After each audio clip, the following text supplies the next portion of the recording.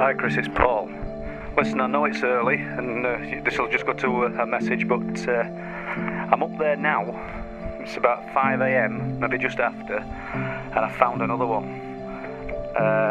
Same MO, face stripped, no sign of any other trauma. Now, I'll speak to you later in the day, but there's someone else as well. I've been in this wood, had a steady walk through it, and I heard somebody talking. Some kind, not a strange voice or anything, just somebody talking. Sort of unnerved me a little bit because I've had to walk back the same direction. There's nobody about. If you were at this location, it's very close to where we were earlier in the year when we did them all-night vigils, you'd understand why. So I just thought I'd tell you that. I'll catch you later in the day, mate. Bye-bye.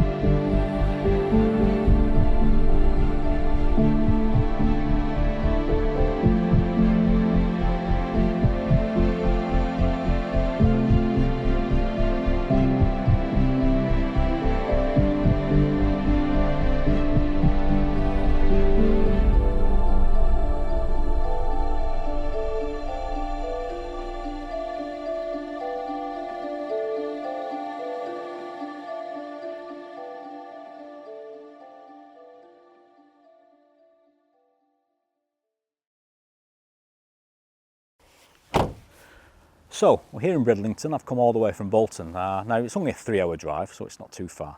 And we're going to speak to Paul Sinclair today. I'm going to do a follow-up for the elusive British cryptids documentary that I've been making for the last 2 years. And we're also going to speak to Paul about a lot of the stuff that he's been investigating in and around Bempton, off the cliffs there at Bempton and Flamborough. So there's everything from UFOs to cryptids to lights in the sky to animal mutilations.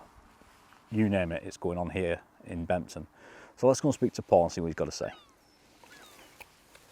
So to clear things up, this is a bit of an off-the-cuff documentary, isn't it, Paul? We sort of, the last time I was here was 2 years ago when we were filming for Elusive, British cryptids about the Flixton werewolf, weren't we? But even at that time there were strange things going on in this area. So tell us a little bit about the area, Bempton, and include anything in the surrounding areas, because you've been looking at this for a long time, haven't you? Area is unique, without a doubt, but I say that and then I find I'm contradicting myself, because I believe areas like this do exist all over the UK. I think it's, and I'm nothing special, but I've just got a lot of time to devote to it. When we've got every sort of manner of phenomena seems to be manifesting in this location, around where we're sat now, within a 3-mile radius, within a 5-mile radius, it's occurring. You've got big cat sightings, you've got UFOs, you've got these unusual animal mutilations that have been taking place throughout 2017 into this year as well.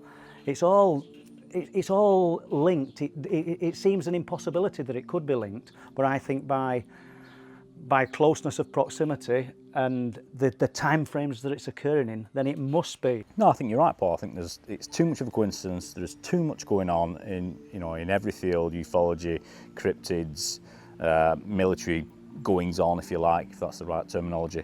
Yeah, I think there's just too much going on for it to be coincidence in my mind. When I rang the Historical Records Office, probably, I don't know, 5 years ago when I was researching the first book, I rang inquiring about the Board of Inquiry report for a tornado that crashed in rather strange circumstances off Flamborough Head, same area, ZA610. And when I told them where it had crashed and sort of 15 miles off the head, they said, tongue-in-cheek perhaps, but they said, this area, we call it the Bermuda Triangle of the UK. And I thought, wow, I'm going to include that in the book. I mean, it just seemed too good to not to.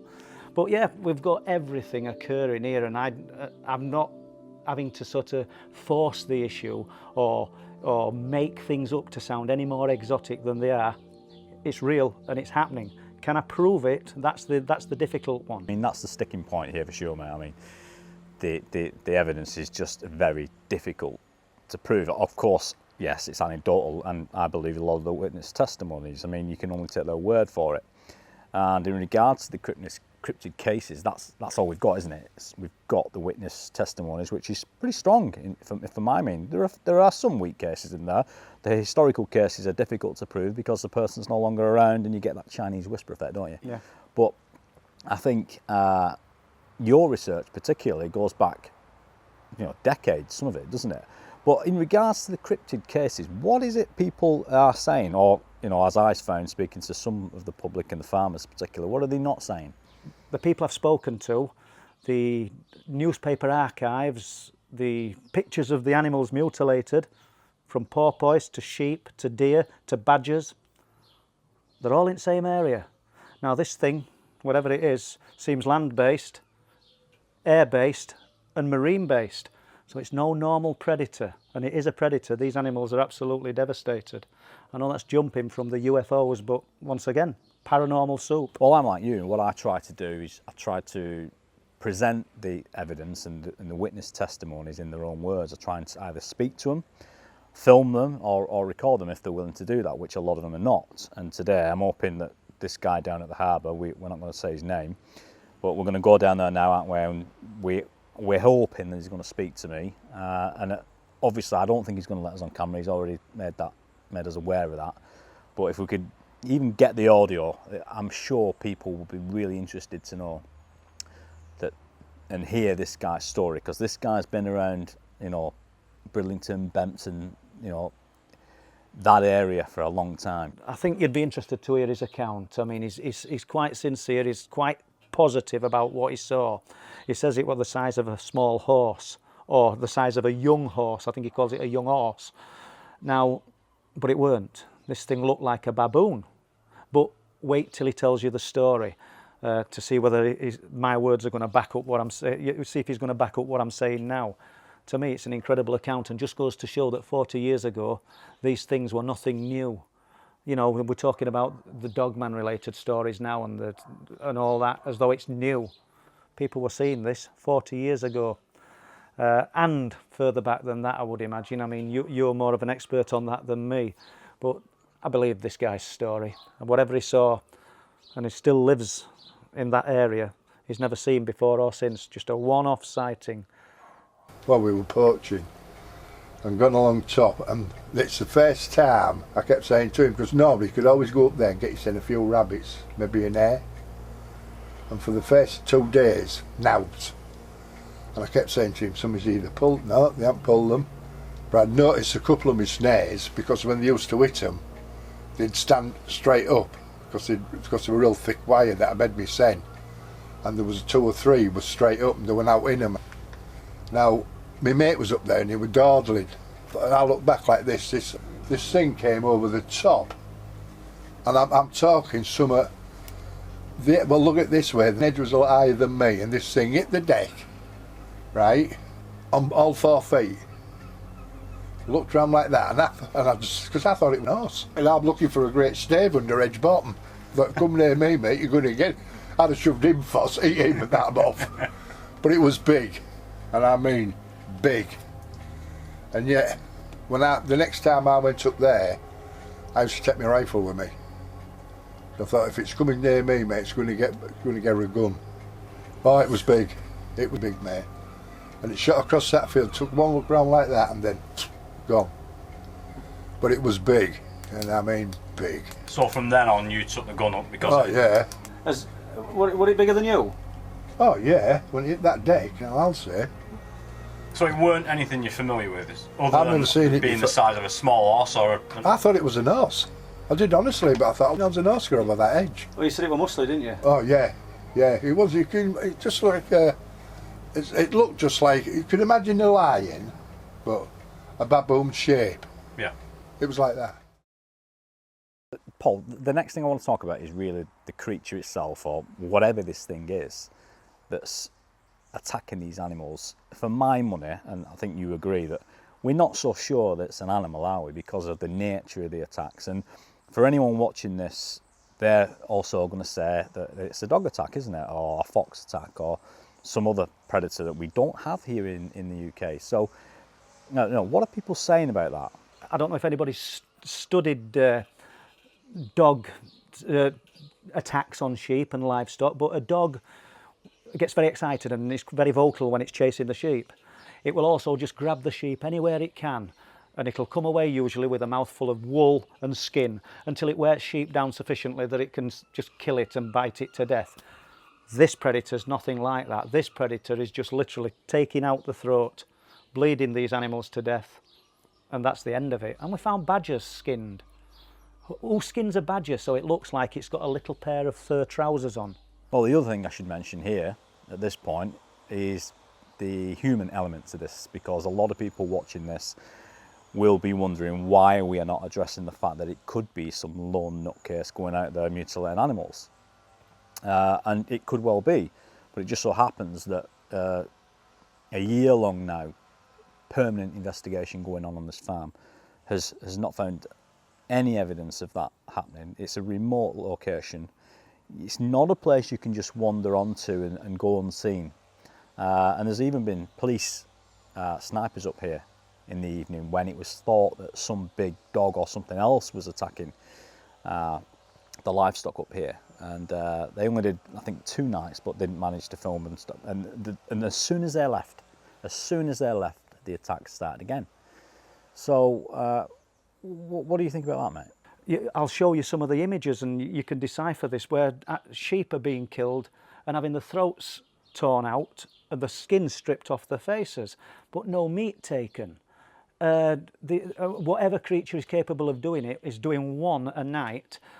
First the farmer left the carcass hoping that it would come back to feed, only find the next day it's done another one and another one, and then it'll stop for a week, or it'll stop for 2 weeks, and then the pattern begins again until this guy's lost 40 sheep.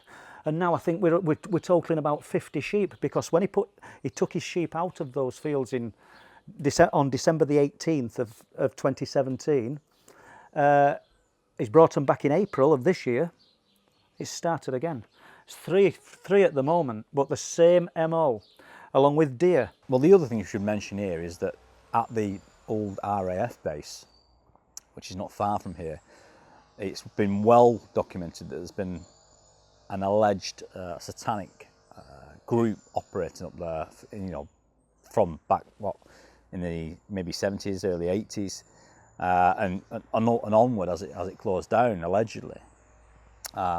There's a lot of cases of missing people up here, and again, what I'm getting at is that we can't rule out the human element here, can we? Because if we're talking about animal mutilations, perhaps we could be talking about black magic. But what are people saying in regards to that, Paul? Because I think people will probably want me and you to sort of address that now, why we don't think it's humans. Because I don't think it's a human, going off what you told me. What do you think? The last one that got killed last Monday had its face stripped of skin and half its ear cut off. I mean, is it the work of man? We're in a remote area. If it is, he's travelling quite a way on foot to do this, and taking, I would think, considerable risk, because he'd have to have a flashlight surely to catch these animals in the dead of night. I'm going up there at 5 a.m. and before in some instances, and I'm not catching whoever's doing it. I'll say who if it's a man. What throws me off the idea that this is a human that's doing it is the fact that at the same time that these sheep were being mutilated, we're finding deer mutilated. And I don't know if anybody's ever tried to catch a sheep, but believe you me, you'll not catch one on foot. So imagine trying to catch a roe deer, stag. And that's what they're not picking on fawns or weak or injured animals. The sheep, there's 300 sheep in field throughout 2017, plenty of lambs. We're not bothering with lambs. We're taking 80 kilo ewes.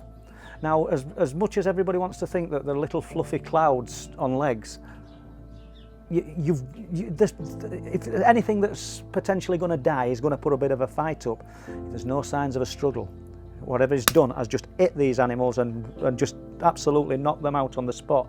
Whatever had hit that roe deer that I found had looked like it had blown its ribs up. Looks like it had just exploded its ribs. I actually thought, has it done it from inside out? Because I couldn't understand it. It's if a fox had predated on this animal, or a badger, not that I don't think they could, they would have gone for the point of least resistance. They'd have gone for the stomach. They'd have gone for the back end to get into the food. They wouldn't have gone for the ribs and just had to annihilate the ribs. But this creature, or whatever's done it, has done just that. And then to do that and just decide it's only going to eat half of its liver, or remove half of its liver, and its kidneys had gone, I think, but no sign of them, to me is absolute crazy. And then we've found deer with their heads removed in the dike. I've got some examples that I can show you, Chris, at pictures. And then on top of that, throughout the year, these porpoise with the huge holes in the sides of their head and below the jaws, and in some cases sections of jaw removed underneath. I can't 100% say it's got to be the same thing that's killing them, but I have to jump off the fence at some point and say, yes, I think it could be the same thing that's killing them. And if it is, and it's marine based as well, it rules out anything known, unless somebody listening to this can come up with an example that's explainable, because we know there's plenty of people out there that think if science can't explain it, then they've got that famous one which seems to be bandied about quite a lot at the moment. Well, we just aren't advanced enough to find an explanation for it, but there will be an explanation in science. Well, I'm sorry, but I don't think there is. Not for this stuff. And I don't mean what Paul Sinclair's looking into. Not as a whole. I don't think we've got an explanation for a lot of this unexplained phenomena. And that's why I think acceptance that it's real and we don't understand it has to come first. Accept it's happening. If we can't understand the mechanics of it, tough. Well, I know you've spoken to the farmer up there, haven't you? And he's given you us both permission. He's given you permission to allow me on there to see if we can just solve this conundrum, this mystery, and really help the guy out, because I know he's getting very, very worried about what's happening to his cattle. So let's make a move. We'll go and set up, because it's we want to give ourselves plenty of time. I'd like a look around the area, so let's make a move. Right, we're sort of at this area where things have been happening since 2017. I first became alerted to it, as I already said, New Year's Day. But we're on the fields. We're not going to disclose where, because it's just not fair to people who have to live this and work this for a living. But that is an example of the sheep run. Obviously we wanted the corralled area where they'd run into that holds 6 sheep nose to tail. Well, imagine on 28th of June, this same sheep run, probably the very same one, had 30 sheep in it. How could that be? Dead of night. And somehow 30 sheep have been forced into this, jumbled on top of one another, looking like a complete just pile of animals in distress. And as I say, some of them were dead when the panels were removed. So it just gives, while we're here, we just thought we'd just give you an example of what I've been talking about.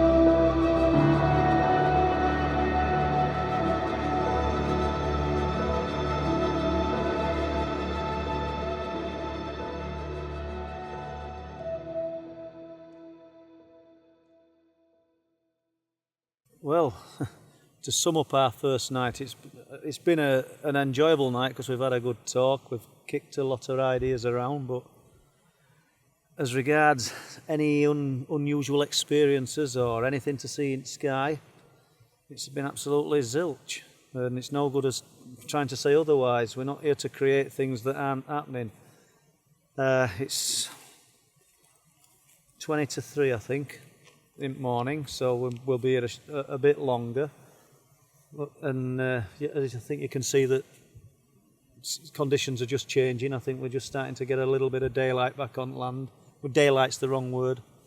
But nothing, apart from sheep sounding a little bit disturbed, probably 11 p.m. There's been nothing, but that's just nature of this innit? I mean, we could probably come here for another 2 or 3 months and nothing will happen. And then the first time we don't come, somebody's going to just come and say to us, oh, this happened the other night, or that happened, or this animal was found dead. And we've missed it. I don't know whether the phenomena's playing with us or whether it's just luck of the draw. I think it is the luck of the draw, mate. I think. Yeah, I think you'll be right. And you know, I mean, I know you're here tomorrow, Chris, so we'll sort of do a similar thing. And who knows? We've just got to remain hopeful. It either happens or it doesn't happen. Well, all we can do is put ourselves in the right place. I know I keep saying that, but Chris, it's all you can do, and you need commending for amount of effort you're putting in to drive to these locations. You know, and that's something that people ought to take into account. I'm not sort of blowing smoke here, but you're taking time out of your life, your wife, your children, to spend time on a field that's totally alien, if that's the right word, to you, but you've got faith in this area that unusual things are happening on strength of things that I've been saying, things that I've found and unearthed in archives and witness testimony. So, sounds a bit strong, witness testimony, but what the people have told me, and I've got to put my faith in these people as well, that they're telling me truth. And I believe they are, else I wouldn't be sat here 55-year-old at almost 3 in the morning, just hoping that we get a glimpse of this strange, this weird phenomena. It's real. Can I prove it? No. But that's why I'm sat here, because we're trying. Whatever it is, I think the one thing we can take from this, whether it be, all right, ultimately a light in the sky is always going to be a light in the sky. There's nothing we can do about that. Even if we filmed it tonight, there's nothing we can do. It's just a light in the sky. That's true, yeah. Whereas the sheep, that's a different matter. You can't deny what you can actually see. Whatever's killing them is definitely leaving its mark. Stripped off faces stripped of skin, and various other things done to them, like what animal cuts half an ear off? I mean, I didn't find the last one, the farmer did. He says, I think you better come and get some pictures of this, and that's what I did. What explodes a roe deer's rib cage and then leaves behind the rib cage the internal organs looking pristine apart from half a liver.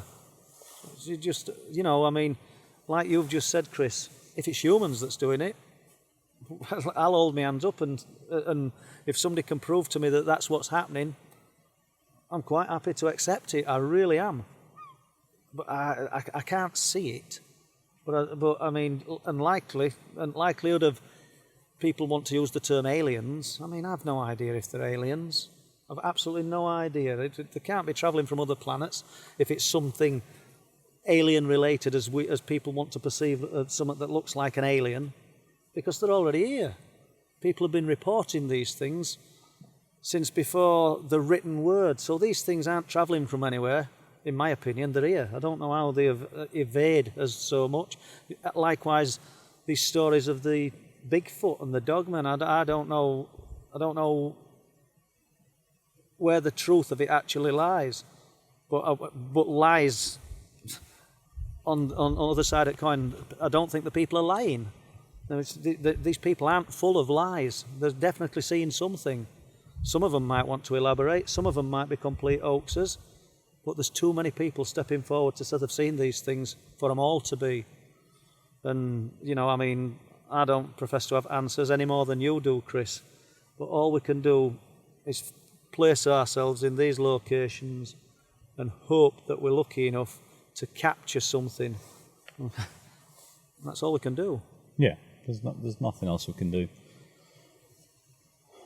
It's as frustrating as it is, you know. Personally, I'm getting on for 2 years. Yeah. And still, obviously found those footprints, but they could just be, again, I can't rule out that it could be a guy up there. I can't rule that out, because it's always a possibility.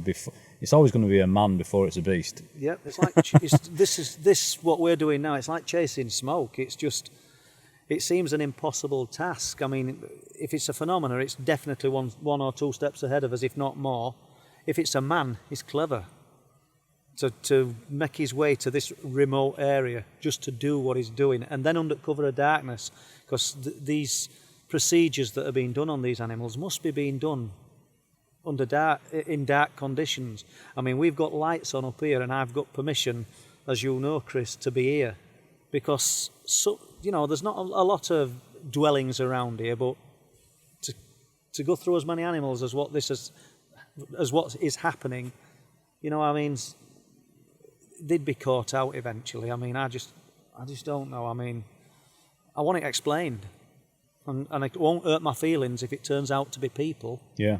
I want it explained, and there's only people like you and myself who's willing to put ourselves in these places at silly o'clock trying to find answers. And basically that's what we're doing. I mean, I'm tired now, and I know you are, and we're going to do it again tomorrow. Yeah, we better get packed away and we'll give it a little bit longer, and then get some kip, and then come back again tomorrow. Yeah, that's all we can do. So last night was a great night, wasn't it? Beautiful skies, beautiful weather. It was a warm evening, but alas, not a no-show again from the Bempton phenomenon. We did our best. We spent another night. The weather's not as great today, but we'll hopefully get back up there tonight. And again, we've said, haven't we, and I've said in previous interviews that I've done, that this is not a mystery that's going to be solved overnight, I don't think. And I know that you've been at this for a long time, haven't you? I'm supposed to be doing very little now, and I find I'm working all the time, up at 4:30 at the moment with these animal mutilations, and I'll be bite to eat, quick drink of tea, and I'm out in this affected area. Probably I'll be there at 5 or just before, and I'll be walking back off those fields at 8:30. I'll be ringing the farmer to tell him there's either something's occurred or nothing's occurred. Bulk of the time, nothing's occurred.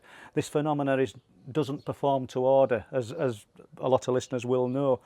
But the Clifftop sort of saga, I don't know what you'd call it, is a strange one. It was late on in year, probably November, and me and Andy Ramsden had gone down to RSPB Reserve. Obviously, I'm saying obviously, but we were trying to catch these lights. That's what we were trying to do. There's viewing points at Bempton Cliffs, it's all built out of wood, because it's a bird sanctuary, so you can see birds down on the cliff because it has you a bit out. And we stood there looking out to sea, and I heard something like clamber up the cliff. And in my peripheral vision, on my left-hand side, something seemed to spring up from cliff edge, an animal, which it's incredible if you looked at these cliffs because they're sheer. So I don't know whether, I didn't imagine animal because I saw it. It were on all fours and it were large. I'd have said it was a deer, that's the size it was, or a pony. But nothing would be on edge at cliff. It just seemed to spring up and it were away. It must have cleared the fence, which is about 41 inch high. How do I know it were 41 inch high? Because I've looked into missing people and other things, and I've ended up measuring it over years. So it cleared a 3-bar fence and it were off field. I don't think it were a deer because it were heavy on its feet. I could hear it going up the field, and that's the only thing Andy got from that experience. He could hear it. It were one of them things, pitch black night, it were there on that side, and I traced it as I'm watching it going into darkness. Paul says, "Did you see that?" I said, no, I didn't see it, I heard it. And then I was spooked then, me, if you know what I mean, because we go and we have a laugh and you think, but you do expect to see something because it's a strange place, but when something does happen, then it's because I get spooked easy, me. Like Paul will say, "Are you alright?" And I say, "Yeah."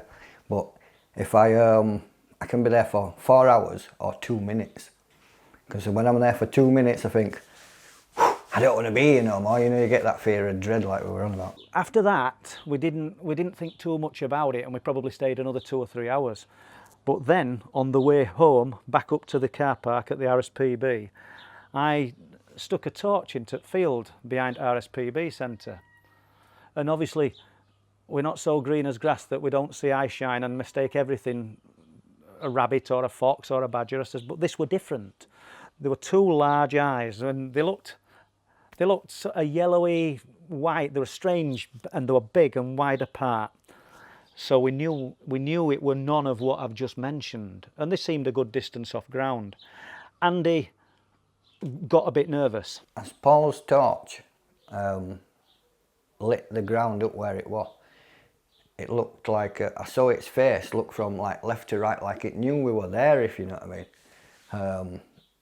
And it's like, and I just remember it how flat it's like the top of its head was, and the bone structure above his eyebrows, kind of, I wouldn't say, kind of monkeyish, you know, like how it, you know, like see Planet of the Apes, and it's like they've got a prominent brow, haven't they, if you know what I mean. Look like that, but I don't know if it were catty or not, to be fair, or out like. I just remember because I was scared, because I was looking at it. I didn't want it to come and get me, because Paul had walked off, and I says, well, I said to him, I'm scared, like, so are you coming back or what? I started walking across into the field. You have to go up a bit of a bank, and Andy didn't want me to go. He's shouting, come back. I've got the torch on this. I'm not the only one that can see it. Andy can see it. After a while, I swear we could see it blink, and he thought the same. But after a while, I don't know whether it dropped its head or it just disappeared. And Andy's shouting, where's it gone? It's gone, Paul. And put the torch back. It's back, but it's moved further back. So I carried on going. I must have walked to probably 40 yards out into the field. Do you know, since I met Paul, he's one that he don't give up with it. You know, I've got kids and stuff like that, so I have to like find time for it. But Paul's constantly on it, and he wants to, if we see something, he'll run straight towards it, if you know what I mean. And that's what he wanted to do, like go find it in the field. How frightened me. I thought, I'm stood here on my own now. So I thought, yeah. But Paul wanted to go find out what it was, if you know what I mean. I felt, I just sort of thought to myself, I'm being lured out into the field here. It sounds daft, because I'm here to tell the tale and nothing happened. Do you know what I mean? But Andy said, come back. He's sort of urging me. He didn't like the situation, so I did. When I got back to Andy, we shone the torch. It's come back. This thing lowered down, and at one point it looked like it were about a foot off the grass. And we could see these big eyes looking at us. We thought it were on its belly. So what it was, no idea. And then all through last year, Bob Brown would come up onto the Clifftop with me 3, 4, 5 times a week in the night, trying to film the lights. Bob's favourite saying became, throughout the year, eyes on us. This was in 2017. By this time I'd bought a really powerful rechargeable torch. I'd stick it on distant hillside, and sure enough, these eyes were there. Same place. I'm not going to say exact same place. He didn't put a stake in ground and say this is my spot, but very, very localised to where we looked every time. Shine it for a bit, eyes would disappear. We'd carry on what we're doing. 5 minutes later, we'd stick them back. They're there again. Bob will tell you, every time we went up, those eyes were there and they were watching us.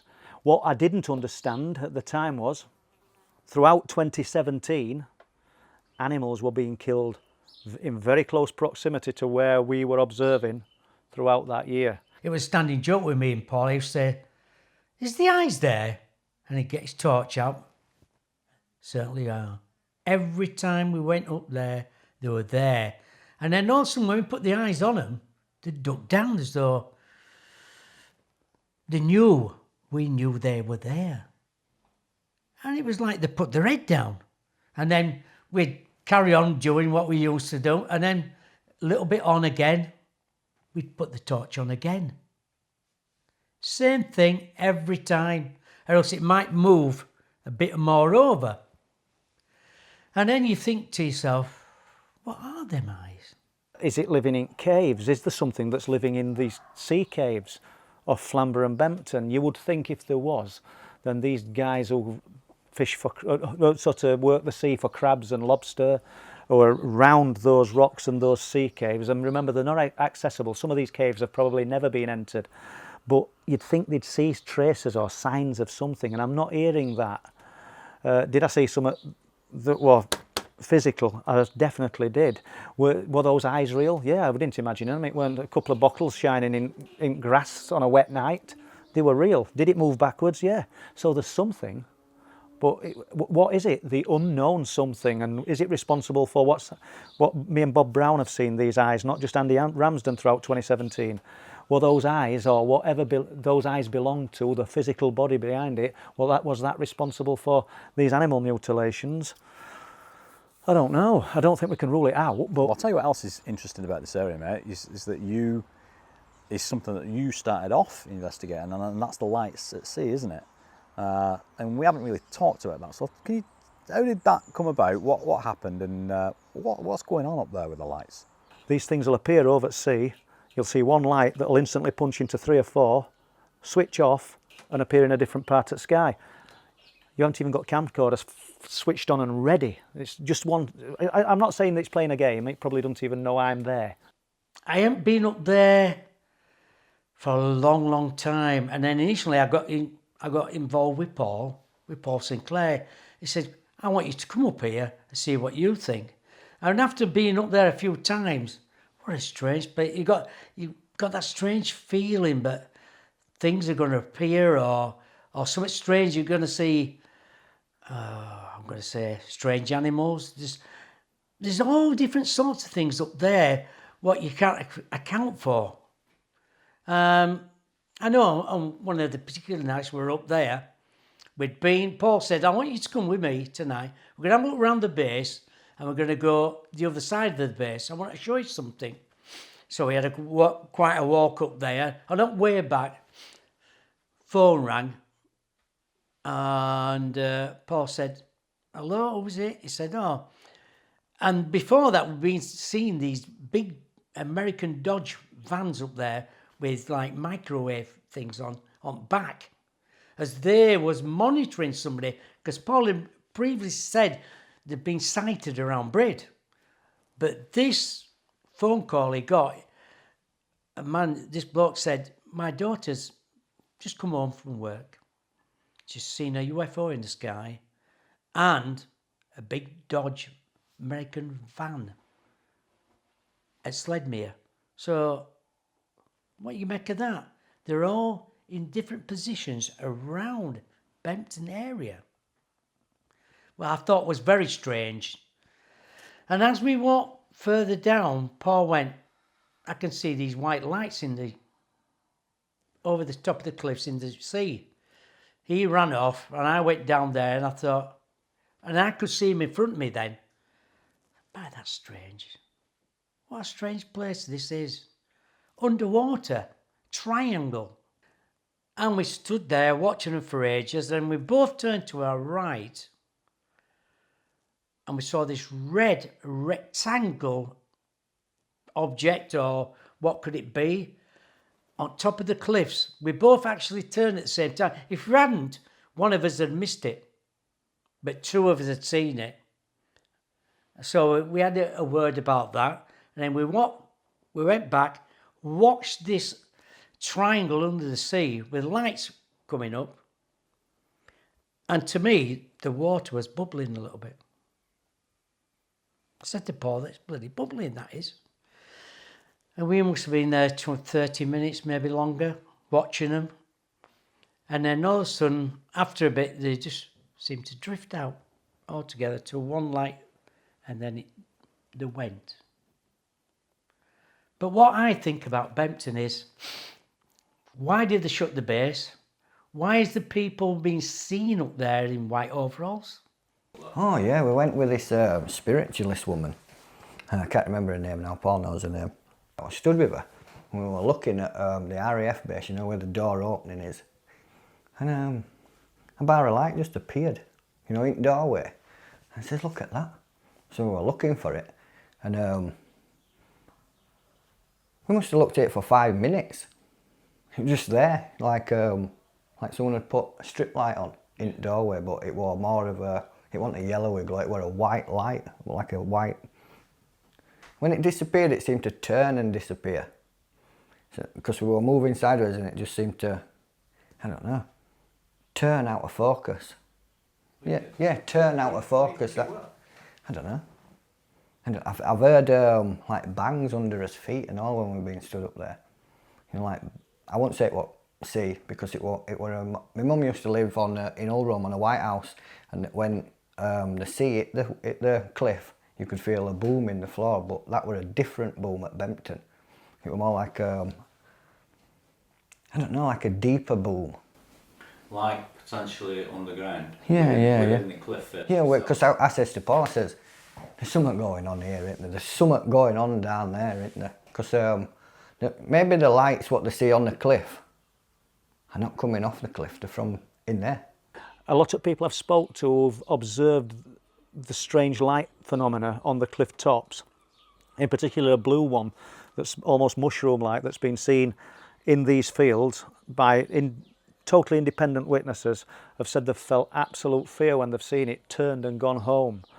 And that's been, I know 3 people that's seen this, almost like a cloud, mushroom shaped on the cliff, with all lights punching about inside it.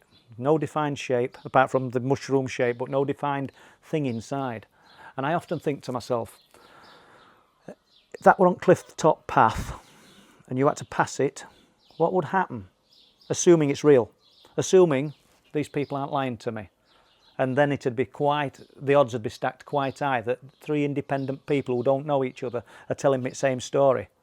And this thing's been seen on the cliff path, it's been seen in one of the fields that's affected, believe it or not, and it's been seen near the RAF base. Over years, many years, but you know, they don't know each other, these people, so what are the odds of somebody telling me the same story? And the reaction, the gut reaction that once they've told me is fear.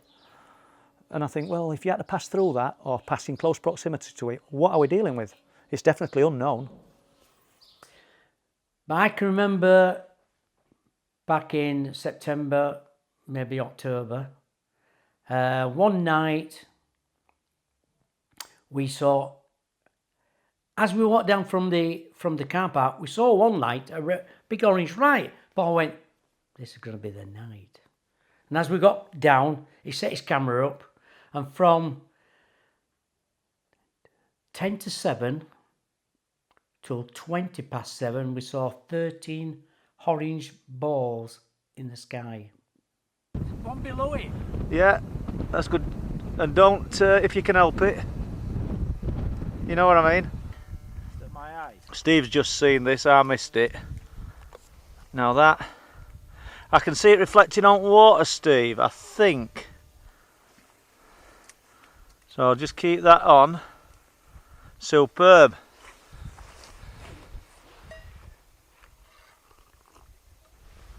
There it is. And it's away.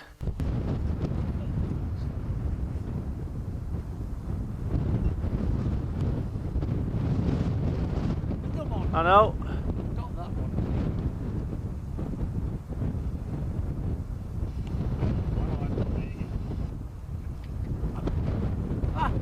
No wonder they dubbed it the Bermuda Triangle of the UK. I mean, that's coming from guys that have been fishing these waters for decades, isn't it? So, but it's not just that. Strange things have been happening in and around this area for a long time, haven't they? To, you know, friends of yours and people that you know, and that's been reported to you, hasn't it, privately? You know, the stories, particularly one on Blake Lane, which is just off Cliff Lane. And I'd need to explain that Cliff Lane is about a mile long, and it leads to the cliff tops where we are doing the observations. And it's a single track road, not a fast road. It's very windy and up and down.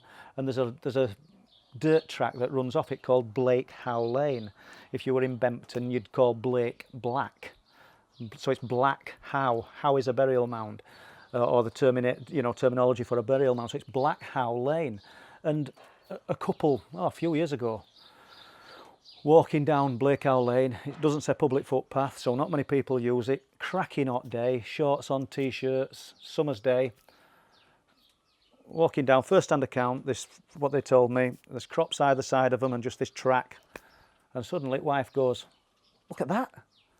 And there's a guy, very tall, very thin, in what looked like a Crombie, the black coat, fedora hat, walking in front of them.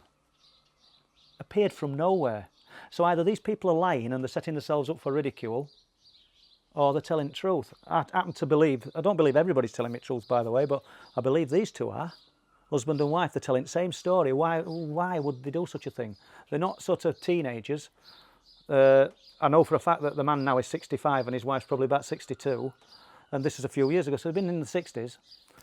And there's a slight rise in ground with the burial mound, and he walks over the top of that, and then you're descending down to the sea. They rushed to see where this guy had gone.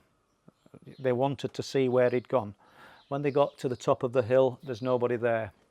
It says they hung around there for ages, up and down, looking in crop, no signs of anybody. Worried them for a bit. They weren't thinking of MIBs. That was the last thing on their mind. He told me this story. He were actually relating something else, and he just told me this story.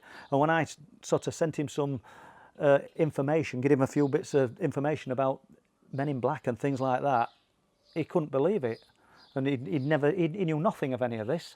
He's got a mobile phone, but I'm not sure if he knows how to use a computer or anything. This were all new to him.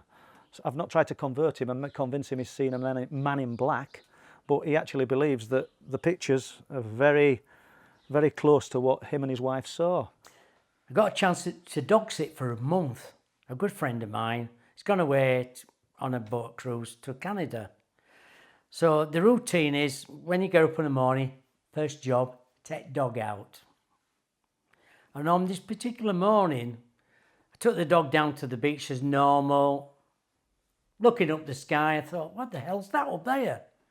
So I had to have a look first. I think, is it a star? Is it the Venus, as everybody says? If you see anything, it's Venus. It's only Venus. But this was different, because Venus was somewhere else, I know it was. But this seemed to move that way, and then it came back again. And then I threw the ball again for the dog again, because I have to get my phone out while the dog's bloody away, because it pesters you. So we had a walk on, so we came back towards the old, what I call the water station, pumping station. But that light seemed to move over that way and then came back again. And I thought, that's strange. That I tried to take a photo of it, unsuccessful. Just won't let me. I don't know why. I tried numerous times. On the 13th of September, I was there dog sitting that particular night. And I'm watching telly, like I'm here, telly's in that corner, patio doors, a massive patio doors.